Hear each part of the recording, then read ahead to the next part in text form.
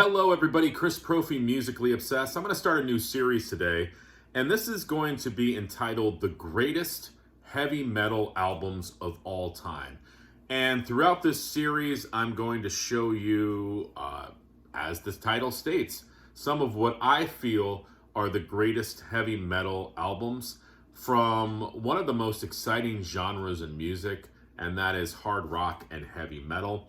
Now, in each of these series, I'm going to highlight 5 records, and I'm going to try to show some albums that you might not always think of. I mean, definitely there's going to be some classics in here, but I kind of wanted to branch out and show some different ones as well. So again, this is part 1, and I don't know how many parts of this series there's going to be because there's so many great records, but I figure this is good for somebody maybe who's just getting into heavy metal, or maybe somebody who's been listening to heavy metal for a long time and, goes, oh, you know what? I haven't listened to that record in a while. I think I'm going to pull it out. So here we go.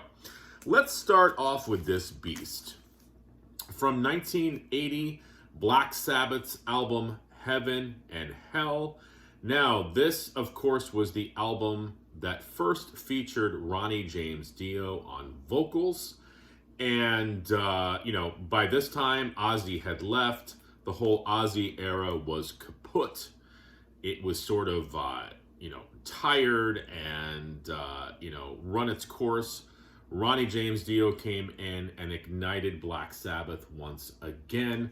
You've got classics on here like Neon Nights and the title track, Die Young, Lonely is the Word, Lady Evil.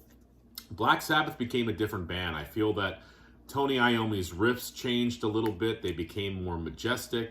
And then, of course, you've got underneath all of that, Ronnie James Dio's, not only his phenomenal vocals, but also his lyrics. So from 1980, Black Sabbath, Heaven and Hell. All right, let's get a little heavier. Probably my favorite record by this band, 1988's South of Heaven by Slayer. Now, this was the album that followed Rain and Blood, which is another classic record. I like this album a little bit more. I feel like they took the speed of Rain and Blood and they toned it down just a little bit and focused more on those metal riffs. And, I love every song on this album, but it opens up with the classic title track. You've also got Behind the Crooked Cross. Mandatory Suicide was one they played quite a bit live. Some great deep cuts on this album like Ghosts of War and Read Between the Lies. And of course they do a cover of Judas Priest's Dissident Aggressor. All right. I could have chosen any album by this band, but I'm going with Powerslave, Iron Maiden's masterpiece. Of course, this includes Rime of the Ancient Mariner, probably one of the greatest, heavy metal history lessons, if you will. But it opens up with Aces High, goes right into 2 Minutes to Midnight. You've got the Duelists on here, Back in the Village. And then it ends with Powerslave and then Rime of the Ancient Mariner. I love the Egyptian artwork. I love the songwriting. Steve Harris, of course, killing it on bass, and Bruce Dickinson. What else can I say? All right, 2 more albums to show you today. Next, Danzig's debut. All right, That Skull might have caught your eye back in the day at the record shop. This album, produced by Rick Rubin. Okay. There are the guys. There's Glenn right there. Took the fury of the Misfits and the occult themes of Sam Hain and sort of streamlined it for a new audience. Basically,